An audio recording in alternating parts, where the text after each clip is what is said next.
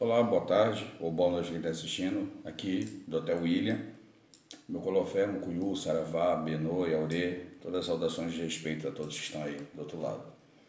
Eu resolvi fazer essa live para a gente poder falar de um assunto extremamente polêmico, que é a questão da navalha.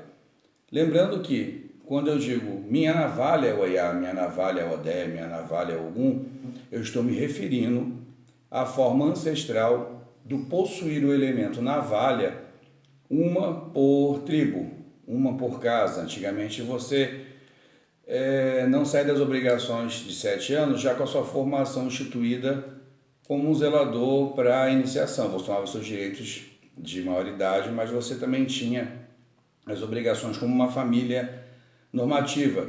Como diziam os antigos, você quer ter filhos, tem uma casa.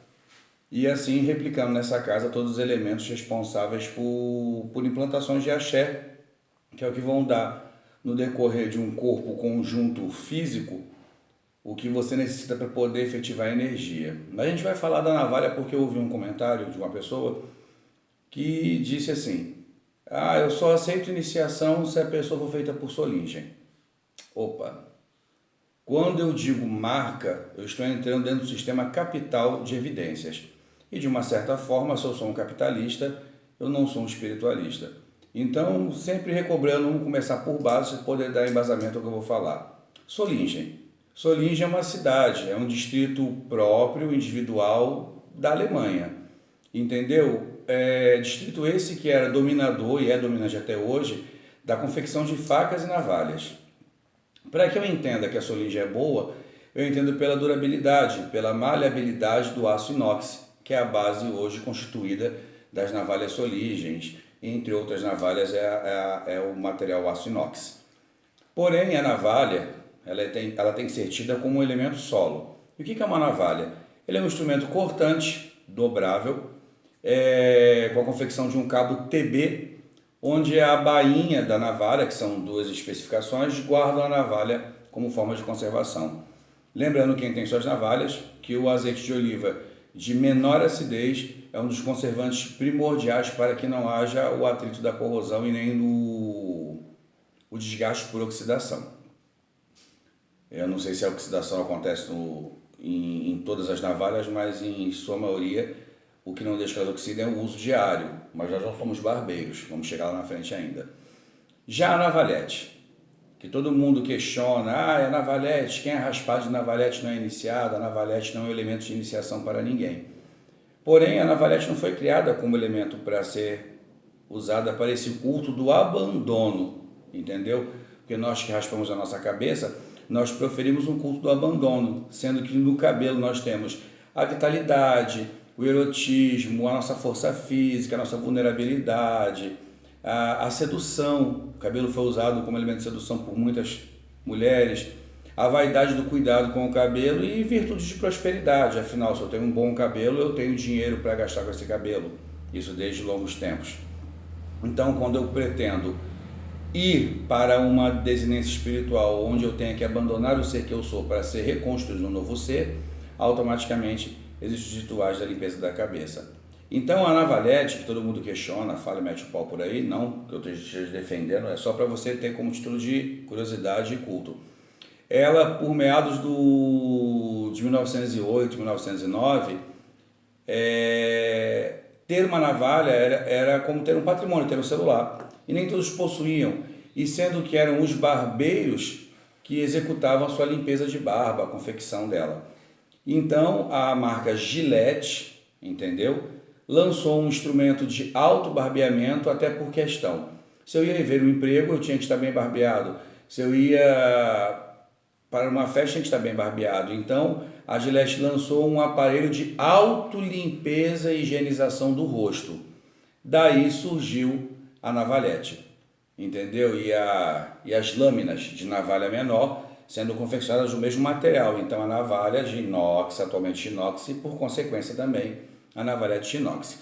E os significados históricos dessa navalha que vem sendo deixados para trás, a gente tem que lembrar. As navalhas elas foram usadas pelos mafiosos como simbologia de prosperidade e formar um clã. Formava-se um clã de mafiosos. era feito para sangria de traição. Os que traíam os mafiosos eram pré-decapitados com navalha, e ali o escorrer do sangue, o lavar da honra da alma do mafioso. Quando a gente fala aqui do Brasil, a gente fala dos capoeiristas, que era onde tinha mais navalha, a navalha tida como arma branca, era usada entre os dedos do pé, então a significância dela ser um elemento menor do que ela é hoje. Hoje ela tem 15 ou 19 centímetros, a gente era um pouco menor, até pela escassez do material de confecção, e era usada naquele cordão que os capoeiristas usam na cintura, se eu estiver errado, se a palavra não for cordão. E era usada como navalha voadora, bote de navalha voadora ou bote de navalha, tida como arma branca, porque devido ao manipular corpóreo do capoeirista e sua agilidade, automaticamente a navalha era uma arma cortante e perigosa. Porém, a gente tem que lembrar que quando eu digo que quem não é feito de sua origem não é feito, eu vou lembrar que a gente tem a história antes de Cristo e depois de Cristo. A questão da confecção de lâminas para limpeza facial, capilar, corpórea, ela começou em 1580 a.C., entendeu? A antiguidade greco-romana foi aperfeiçoando isso e chegou numa perfeição para o aço, que era mais maleável que o cobre e o bronze, e lá por meados do século XIX foi quando a navalha tomou a totalidade na mão dos barbeiros cirurgiões para que ela fosse feita a tão famosa sangria, que eram pequenos cortes no antebraço para retirar das toxinas do corpo. Então, numa memória coletiva da navalha no uso tópico humano, ela sempre foi a evidência da purificação, sendo consanguínea, sendo nas gestos de beleza, entendeu? E, na grande verdade, existia uma total falta de higiene nos séculos passados. Então, para que as pessoas não fossem tidas como bárbaros, como o povo Huno e outros povos, a navalha e a limpeza foi instituída, por sua maioria, pela população europeia e outras populações, como simbolismo de formar um clã novamente. Então, aqueles que eram bem barbeados e que faziam sua higienização capilar, porque o cabelo era muito untado com banhas e óleos, até biblicamente falando, os grandes profetas tinham cabelo untados com óleo e banha. Então, o uso dessa navalha pelos barbeiros, que eram tidos como barbeiros cirurgiões, era usada para adequar o ser humano, tirá-lo da posição de um clã de bárbaros e trazê-lo para um gueto de sociedade, de novo capital. Ele interfere na questão do uso da navalha.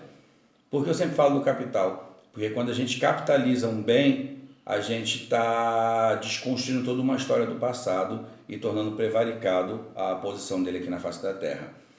E numa história coletiva total, a simbologia da navalha significa propor uma aparência de melhor conduta, envolvendo limpeza, envolvendo anseio, envolvendo abandono, mas num grupo mais resumido, são os espiritualistas de todas as residências, ela simboliza deixar para trás todo o teu histórico de cumprimento e histórico de afazeres e históricos de aceitação própria para você se incluir numa sociedade, num clã espiritual.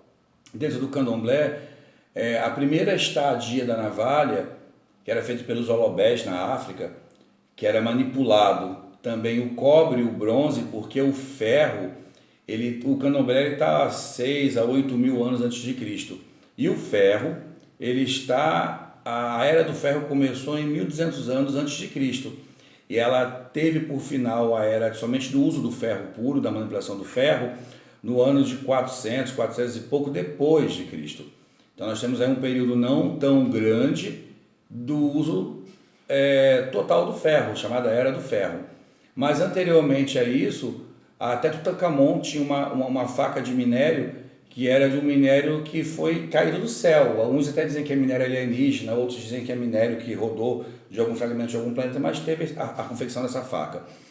Porém, dentro dessa questão, o que você nunca pode deixar de lado é entender que a sua navalha, seja ela uma solingen de R$600, de 300, ou uma navalha bicudo, que é a navalha chamada navalha de aço inox mais simples, menos polida e menos maleável, o que importa não seria a qualidade da sua navalha, mas sim o significado extremo dela, que foi o seu abandono da sua vida, o seu compor de um compromisso em aceitar normas e termos normativos que fazem de você um bebê, entendeu? Que vai ser recriado e cocriado. O cabelo, ele traz na sua história, até na história de Sansão. Sansão se considerava um homem que teve unções de óleo na cabeça e outros tipos de unções. Então, o cabelo de um homem guerreiro não poderia ser tocado pela navalha, porque era um envergonhamento.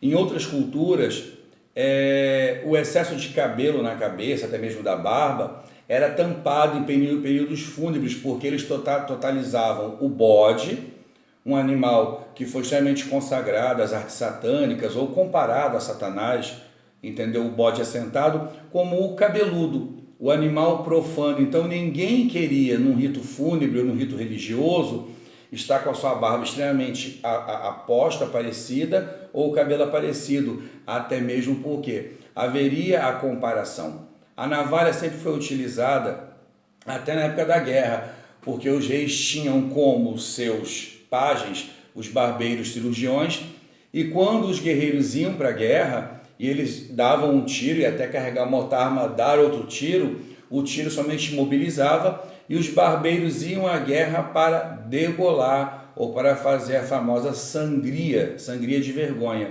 ou até mesmo mutilar outras partes do corpo. Então a navalha, ela sempre teve como finalidade um corte. Para nós espiritualistas, o corte da descendência do ser que nós fomos.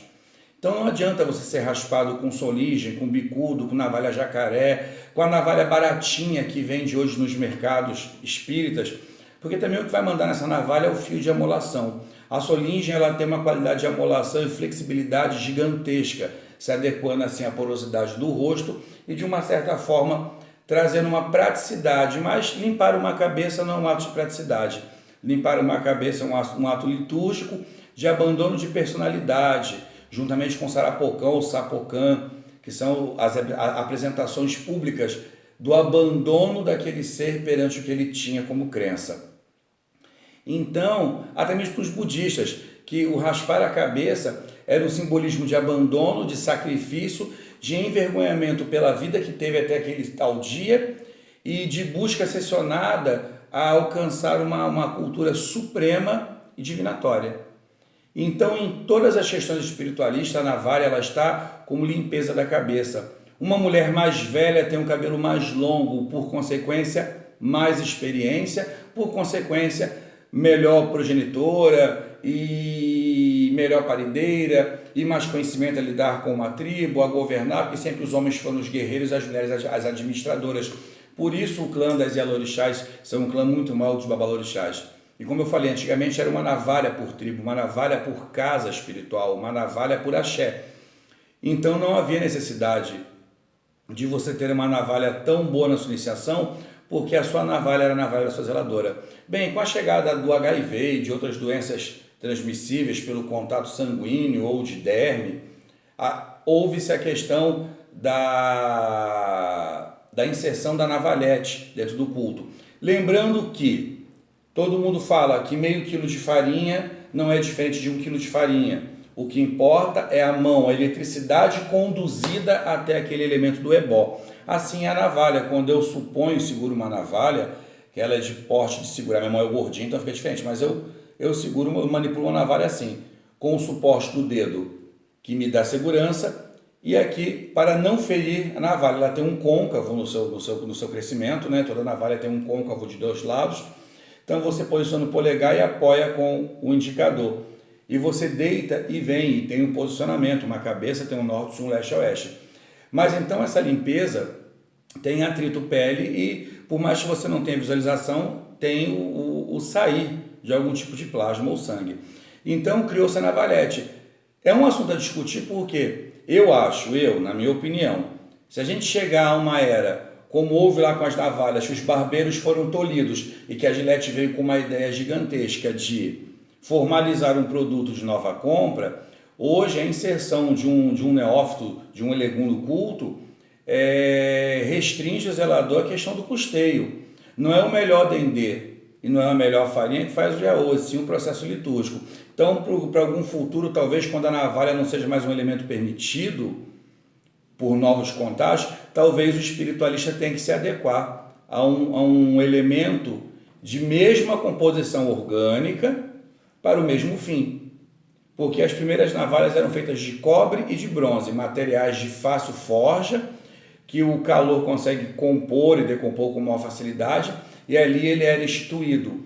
Em comparação ao cabelo afro e ao cabelo europeu, o cabelo afro ele é mais poroso, de mais facilidade de quebra, assim como a composição de uma barba, que geralmente o pelo da barba nunca é igual à composição do pelo da cabeça. Mas a navalha, enfim, ela tem que ter seu efeito corte. Então, quando a gente pega a navalha como peça única de uma casa, ela só era manipulada, usada por uma mulher. Dali, por consequência, quando ela passava o seu cargo, daí os cargos de herança de um axé, aquela navalha era passada.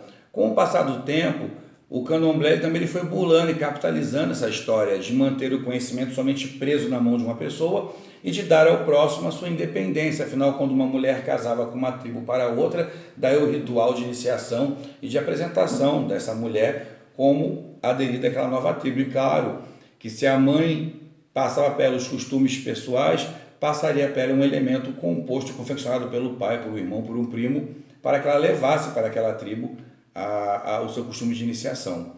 Mas chegando lá, se adequaria à cultura daquela rainha existente, até que ela viesse a morrer. Então, de certa forma, o cabelo é o poder. Nas igrejas pentecostais, o cabelo é o véu, é o manto, é o que esconde a mulher. É o que diz que a mulher é santa e não profana. Mas também, se a gente pegar a Joana d'Arc, ela cortou o cabelo com a primeira confecção de um estilo de tesoura para demonstrar que a mulher poderia abandonar os dogmas residenciais e maternais e ir à luta como um homem, tendo o cabelo curto, adequação à questão masculina. E numa grande total de pensamento, uma navalha não é um elemento de tão dificuldade para manipular, para amolar e para ter. Você pode ter uma navalha barata, que seja de aço rayon, desde que você tenha um assentador, que você pode comprar nas lojas espiritualistas. Eu comprei numa loja de nome famosa em São Paulo, que é uma loja de costume, todos nós compramos materiais de culto afrodescendente.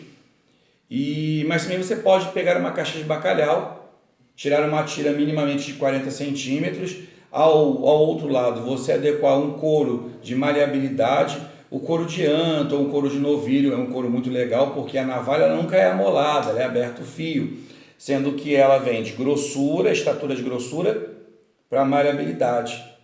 Então, o que você tem que ter nessa navalha, além desses elementos, um bom assentador, ou ter um elemento de couro, porque os antigos amolavam suas navalhas no couro de chapéu de boiadeiro. E as navalhas tinham uso, porque não existia esse comércio da navalha. Os barracões, de 100, 150 anos atrás, não tinham a compra da navalha para uma navalha para cada legum, até porque a navalha estava ali, era daquela mulher, e existia o lobé daquela casa responsável pelo afiar, em não agredir a cultura, afiando uma faca, chamando para a guerra, porque o elemento afiar é preparar, entendeu? Que era a cultura de Babaulu de Obê, de dar aos filhos o elemento da guerra.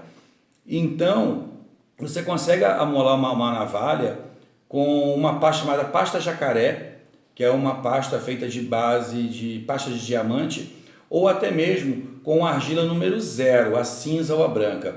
Aí você tem que ter esse lado da madeira, onde você vai segurar a sua navalha, vai flexioná-la à frente, virá-la e trazê-la, levá-la e trazê-la, repetidamente por várias vezes, para compor o fio. Mas microscopicamente essa navalha vai ter dentes. E como você tira esses dentes? Polindo essa navalha no couro e abrindo o fio dela, entendeu? E juntamente usando essa pasta de diamante sem encontra em loja de material de construção, entendeu? Ou até mesmo com um assentador que ele tem dois lados, um lado poroso e um lado que é de polimento, você consegue ter uma navalha. E claro, você vai ter que ter um trabalho maior para poder amolá-la. Então a gente tem que pensar na construção da navalha não somente como marca, mas como história, e pensar que essa navalha foi feita e constituída como elemento de abandono e condução elétrica. Eu comecei a falar, me perdi lá atrás. Então, quando eu seguro a navalha, eu levo a Ori do Elegum, eu tenho uma condução elétrica de responsabilidade que forma o cordão umbilical que, junto com o quelê, traz a tradição da iniciação. Então a gente tem que perder a hipocrisia e não capitalizar a religião. Porque se eu me enfiar no meio do Amazonas, do Manaus, desses locais todos que eu não conheço, lá eu vou ter também o bambu navalha. E é o mesmo bambu usado pelos índios para poder fazer a limpeza da cabeça, que também era limpa a cabeça, como simbolismo do índio corajoso que iria para a guerra, iria para a caça, porque os pajés eles tinham um cabelo um pouco maior. Então, dentro de uma cultura total, nós temos a história da navalha como memória coletiva de arma de guerra, arma que finda vida e morte, é o limite entre a vida e a morte. Na gíria dos barbeiros, o cara navalha é o cara que só faz cagada porque ele corta as coisas sérias. Dentro de uma cultura evangélica, o cabelo e a navalha eram arqui-inimigos porque só se limpava a cabeça de pessoas que precisavam ter o abandono. E muitos dos grandes anciões, as pessoas com 30, 40 anos, imagina você 30 anos sem cortar o cabelo e com as unções matriarcais, para existir o ritmo da bênção, seu cabelo era um cabelo ceboso. Depois, com a cultura europeia, a navalha veio para finalizar um período de beleza não constituída. Por consequência, veio um golpe político, aí uma guerra, toda essa brincadeira. E a navalha foi quebrada, a imposição de domínio dessa navalha, só na mão dos barbeiros, para o instrumento de autolimpeza e higienização masculina. Por consequência, isso foi se dando em cultura e maleabilidade. Saímos da era do cobre e do bronze, entramos na era do ferro, saímos da era do ferro e entramos na era do aço inox. Até a própria Solinge, essa cidade, ela teve no século XVIII, meados do fim do século XVIII, a traição de seus confeccionadores, dos seus forjadores, levando o segredo da maleabilidade dessa navalha para a Inglaterra. E daí vem toda aquela cultura de cabelinho rococó e tudo mais, e vai hoje a navalha é usada desde a limpeza de uma sobrancelha até como instrumento cirúrgico. Então a gente tem que se ater somente a uma coisa, que a navalha era um domínio de poder público da cota de um gueto. Hoje a navalha simboliza para uma casa de santo o seu limite entre o fim e o recomeço, de novo a morte. Ela mata a velha vida e traz nova vida, mas de que adianta a navalha ser solingen, de que adianta a navalha ser bicudo, ser jacaré, se a marca que for, se você vai ter sua cabeça limpa, não vai ter mudanças comportamentais e, de certa forma, futuramente, quando adquirir a sua navalha, ou o seu poder, ou o seu estado estatutário de abolição de uma obediência, você vai fazer disso uma capitalização. Porque eu te garanto que se chegar a um momento que torne-se, como já teve aí, problemas com imolação animal e que se torne complicado a compra e o custeio do financiamento para a iniciação espiritual, até porque não existe mais bondade, caridade mental, que faz você tomar um ebós do que a boca come está limpo. Hoje você tem ebós, purificações, ebós de marcação de bandeira, ritualística, ebós de Odu, abandono de miserabilidades, pragas de família, tem todo um contexto para que a navalha realmente tenha significância. Agora, somente limpar a navalha, limpar a cabeça com a navalha e não abandonar para trás o seu movimento capital prevaricador, vai fazer de você tão quanto a Gillette, que lá atrás deu um tombo na navalha. Então eu não estou aqui para apoiar, nem muito menos quem usa navalha, navalhete, quem usa barbeador, prestobaba, o que dos infernos que seja. Cada um na sua casa mexe sua panela. Na minha casa, me foi exigido, quando eu ganhei o meu título de um homem, de um bancono independente, a navalha que eu fui iniciado foi uma navalha de valor mais simples. E ela vem sido amolada no decorrer desses anos todos. No meu ODG, meu zelador falou: meu filho, você vai ter uma casa aberta, porque não investir numa navalha de boa qualidade para usar nos seus filhos, para limpar o rosto dos seus filhos. E daí eu investi nessa navalha de melhor qualidade. Existem placas de rayon, existe a placa de aço inox que os grandes cabeleireiros usam para cortes perfilados de cabelo, que é do mesmo material da navalha. Então, se um dia chegar ao tempo que custear uma navalha, que custa em média R$350 a R$600, seja mais importante do que um ibocé ou do que uma ritualística, talvez você tenha que rever os seus conceitos, comprar uma navalha inferior e ter o trabalho de afiar e amolar, estar no meio de um labé e de repente perder o fio, tem que parar e amolar. Para isso existe a metodologia para amolar um elemento. Então, cada um faça uso da compra da navalha que melhor competir ao seu bolso, mas saiba que existe o assentador, tanto profissional como caseiro, como existe as pedras de amolar 00003, 00008, que o seu zelador pode usar para amolar a sua navalha, desde que ele tenha depois um couro para afilar essa navalha.